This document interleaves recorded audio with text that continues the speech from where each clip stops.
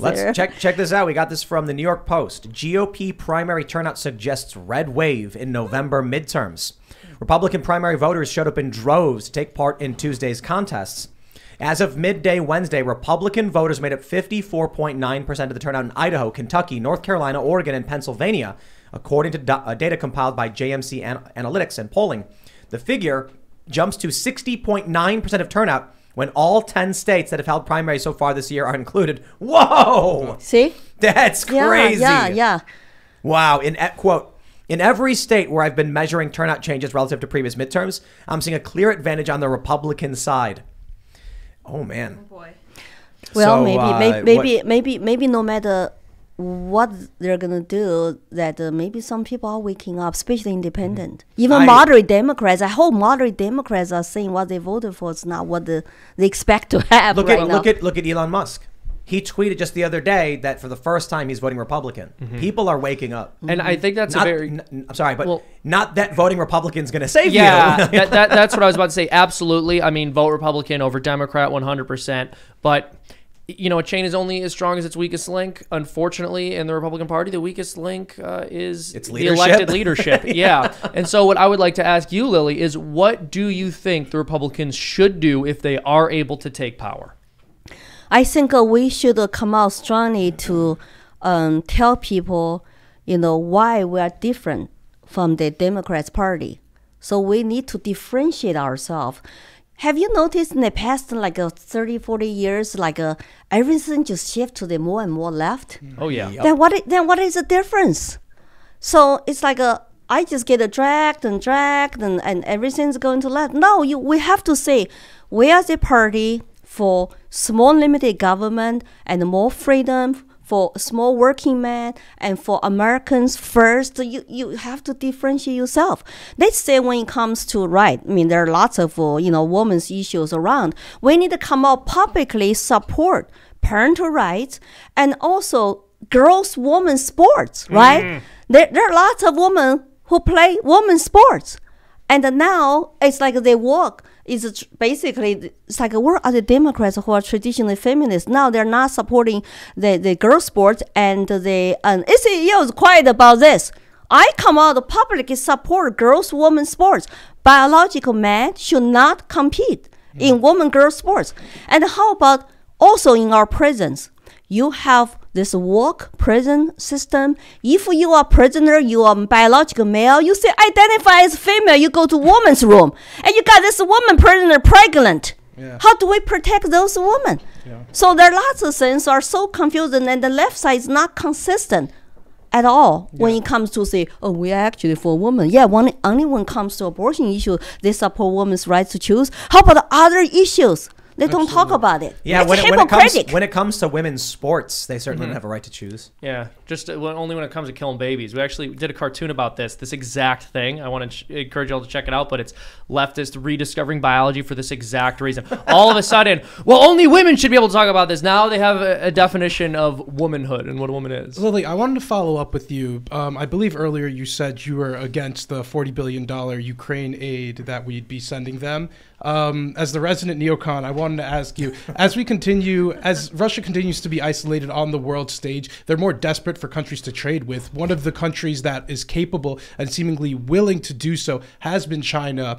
What would you say to somebody who says that we should support Ukraine so the Chinese understand that whatever they try to do with Taiwan, they're going to face a similar result that is what's going on in Ukraine right now, and that by sending $40 billion to Ukraine right now, Xi Jinping is getting the message that if he messes around in Taiwan, Taiwan might get $80 billion in arms funds. So how would you respond to somebody who says that to stand strong against China, we need to send strong messages to Russia because, again, Russia needs China right now to continue surviving? How would you respond to something like that? They do have alliance and they call each other unlimited partners. Here's what I say. First of all, if I do get elected to office, so what do I swear to protect and defend? It's not foreign countries. It's United States Constitution, right? That's what Rand Paul said. He said, also think about all of those enemies want to see destruction of America. If we demonize our economy, we become very weak because we are creating money from thin air and inflation goes super high. And then we are putting all those printed money into foreign countries, like defend Ukraine, even though I'm very sympathetic to Ukraine people, then United States is gone. So how can we be the leader in the free world to defend freedom, democracy, if our economy is destroyed? Absolutely. And if I could follow up there, so the CCP constantly, invades Taiwan's sovereign airspace and their sovereign waters. Threatening, yeah. So they intrude on these waters, and the United States has helped go through those straits of Taiwan and try to establish some. I guess my question here would be, if China did invade Taiwan, do you think that we should send military aid to Taiwan in that situation? Well, that certainly you will not print all that money to do that big, right? There's so much stuff you can do. I don't understand our leaders, how come are not really push for peace talks. Why? Sure. But specifically, if China did decide to invade Taiwan, do you think the United States should fund them? As we already work with Taiwan in some capacity, as we do many of South Korea, Japan, but should we send arms the same way that we are doing so now to Ukraine, to Taiwan, if invaded by China? Because as I see it, without our assistance, again, Ukraine would have fallen in 2 weeks, and without our assistance to Taiwan, Taiwan would fall in 2 weeks. Well, depends on, right now, I think the policy they have, they're kind of wishy-washy. Used to be only one China. Right? Only one China. One China, Taiwan, two systems. Yeah. Well, that did not work out for Hong Kong people. And so morally and strongly, economically, we have ties with Taiwan. Taiwan has 80% of the world microchip supplies. So, of course, China's eyes on those too. But we should send a very strong message to China now instead of waiting for them to invade Taiwan. The consequences will be unbearable for you. Here's 1, 2, 3, 4. You got to lay out right now preventively. I've been calling on Biden to do that. I will help him if he calls me. And also that when it comes to alliances, you got Japan, Taiwan, all against China. You got India is also and see China as threat. You have all those aging countries. We need to form alliance with them right now. So prevent China from taking Taiwan. We have been supplying weapons to Taiwan already because we do lots of also trade with Taiwan. But morally, emotionally, we will support Taiwan. But the sense you don't want to push China to invade Taiwan, you should send them a message now. Say we're gonna do this, that. So don't, China, of course, is ruled by man right now, but also, be honest with you, China's internal economy is weak. And they did back down, even in supporting of Putin, because there's some messages to send to China. But when it comes to the Taiwan, it's kind of funny. And the Chinese people are indoctrinated to say, oh, Taiwan is a part of China. We need to liberate Taiwan at what cost? And they don't know. They're just propagandized.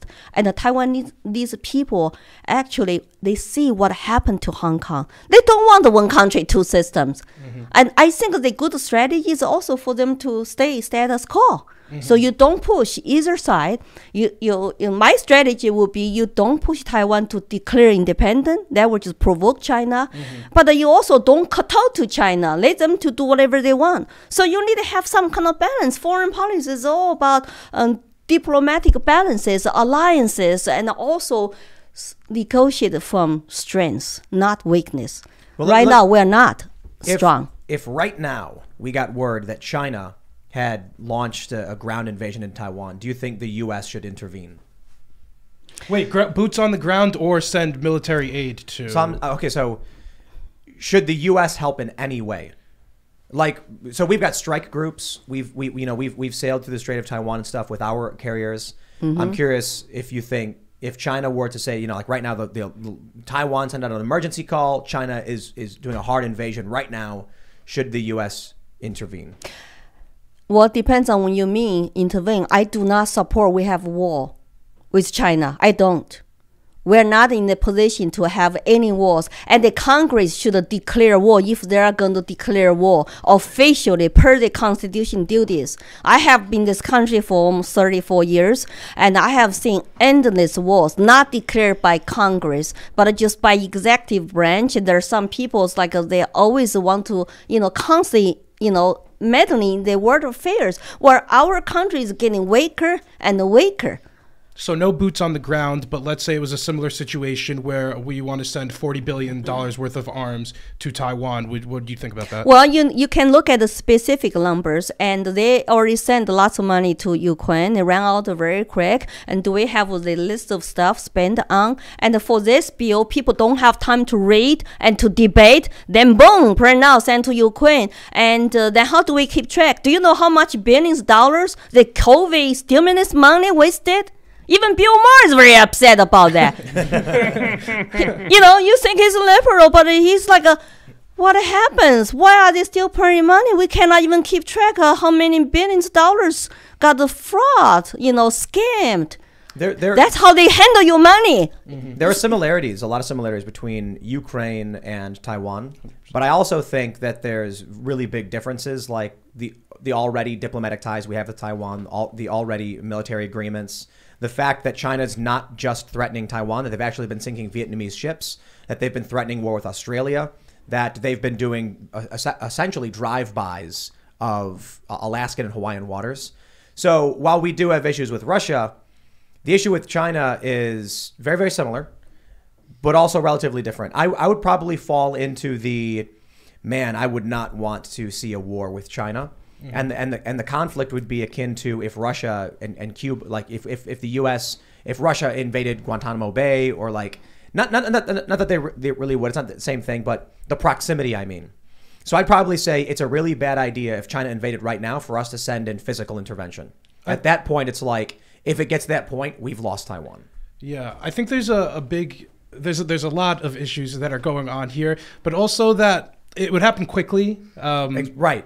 They would surround it, and then they're in. When despots get desperate to gin up support from their population, they go to war, and many Chinese citizens are primed to believe Taiwan is a part of their country. So in order to drum support in a desperate time, Xi Jinping may launch a bad, strategically poor attack on Taiwan and trying to drum up support at home. I think Putin's also trying to do something similar with that. But Lily, what do you think? So is Biden. Yeah. Wow. That's why I don't know what they did before even Putin went to Ukraine. It's like you saw the signs on the wall. How come there's no negotiations and no, sanctions put into place? I think right now we got to send a very clear message to China. What's going to happen if you do take this step? And also at the same time, we need to rethink about, make our country competitive again for all the manufactured jobs that are all sent to China before. And it's like people always blame corporations. Corporations got to make money, right? They got to go where the cheap labor is and cheap goods are.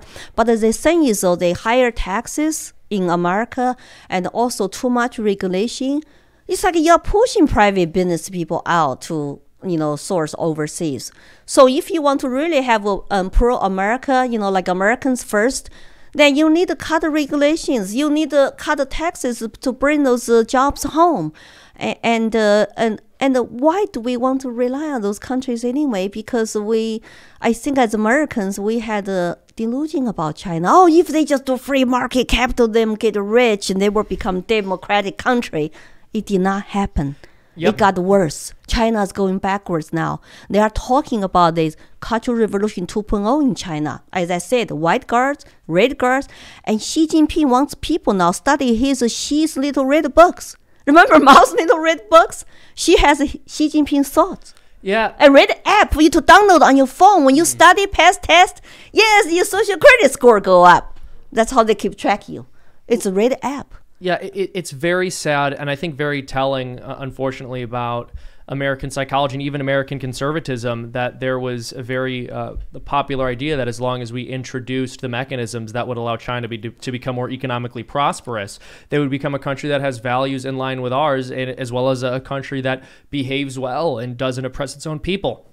There was no reason for believing that, but unfortunately what's happened is people have responded to Marxism by adopting its premises, but trying to argue from a different position. So rather than giving what the conservative or traditional response should have been, which is, well, Marxists are wrong because there's more to the world than what is purely material, and simply having material prosperity does not make a country good or virtuous and doesn't necessarily solve its problems. What conservatives ended up saying was, and what the neoliberal order ended up saying was, well, Actually, it is the case that being materially prosperous solves all of your problems, but capitalism does that rather than communism.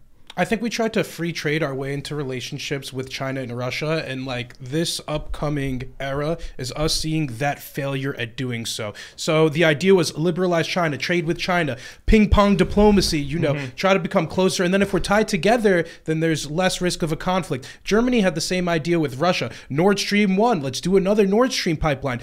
For the past decades, people were warning Germany this is going to be used as a political tool against them. But no, Germany argued that we need to liberalize free trade with Russia in integrating our societies and our businesses together will help avoid conflict. But we're seeing these despots and authoritarian regimes just use this as a leverage against other countries around the world. Absolutely. And it's because we don't understand their thinking. So this is something naive, Lauren yeah. Southern said on the show, but basically the Chinese government understands the way that America thinks very well. That's why they come out in support of BLM and they say the American police are racist, even though China is a horrifically, or the Chinese Communist Party is a horrifically racist regime. During COVID shutdown, they kick out lots of black people living in China. McDonald's banned them, didn't it? There's a viral moment. And there's a sign to say you cannot go inside a McDonald's to eat. Worse, they have camps for Uyghurs. Cultural genocide, yes. And speaking of the racist CCP. So. Say the thing is our work corporations, like Disney, I mean, they have business with China, and China is actually, very racist country, and they were subject to their rules. But they're doing the totally opposite here. It's like there's no consistency. So it's all follow the money, right? Nike, the same thing. And so I don't know. Say China has leverage also against the free world because lots of free world countries rely on China for supply chains. And they also look at Chinese, 1.4 billion of them, think about how much money we can make from their market. And the Chinese government knows that. Yeah. They use their leverage to negotiate, to say, hey, if you support me in the United States, then manage to go to, the China market. BlackRock is managed China's pension funds. It's interesting that you mentioned that they import most of their resources, but if somebody could fact check me on this, I believe they import 80% of their oil.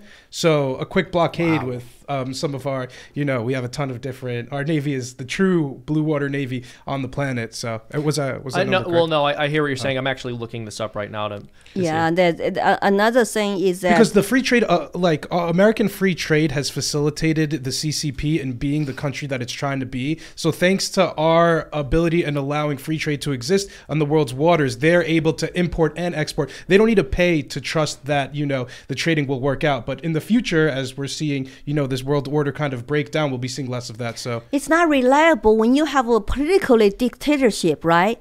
Even though I love free trade. We all hope that free trade will bring people together and don't fight the wars.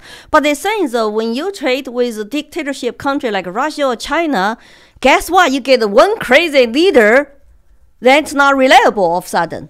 You can have supply chain issues, they can cut you out, and they can bully you, and they will use the money they made from you to go expand their power. Have you heard about China Dream? No.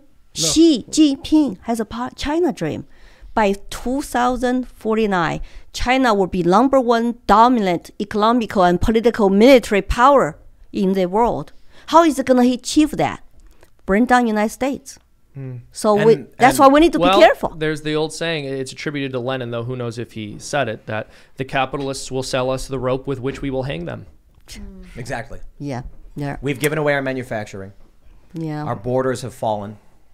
And now you have the talk of these big international treaties, which on the surface don't sound all that alarming. And then when you realize that we don't make our own medicine, if China right now just cut us off from manufacturing, we'd be in serious trouble. Like if we actually went to war, we are in trouble. I suppose the neoliberal idea was if we have these trade agreements between nations, the war wouldn't happen. But all that happened was China started using it to manipulate us. And put us at risk. This next era of the supply chains completely breaking down and countries having to self-produce or just with their allies is going to have huge consequences. Lily, you mentioned earlier it was like 80% of the semiconductors in the world are produced on Taiwan. Microchips, yes. There's going to be huge consequences to that. Other things like oil, a lot of this places is all focused in one part of the earth. So free trade kind of helped facilitate that in trade. But as we see that break down, the consequences will be dire. I still think that immigrants like me still say America is still the shining city on the hill for freedom lovers all over the world. So how are we going to focus on our efforts and time and to actually, defend, protect our country, sometimes from enemies within? It's a big question. So, of course, if we could, morally, diplomatically, economically help other countries, that's great. But right now, I'm just worried about America's going to fall. And then what going to do? Who are we going to help? Are we going to subject to the United Nations? Or they give up our sovereignty? But China is one of the major players in the United Nations. They're on the Council of Human Rights. They're on one of the National Security Council. National Security. They get the veto on anything, yeah. And the WHO actually did work with them and cover up the COVID and telling the truth to the world. And we don't even go after China to say, where is origin of the COVID? Where is your patient? Zero? And instead of we're just buying lots of PPE from them. Yeah. It just does not make sense. Thanks for checking out this segment from the Timcast IRL podcast. But if you want to check out the full show live, tune in Monday through Friday at 8 p.m. And if you want more special access content, head over to timcast.com and become a member. Your membership helps sustain this company, keep our journalists employed, makes this show happen, and you will get access to exclusive members-only segments of the Timcast IRL podcast, and there's a massive library to check out. So again, go to timcast.com or tune in Monday through Friday at 8 p.m., and we'll see you all there.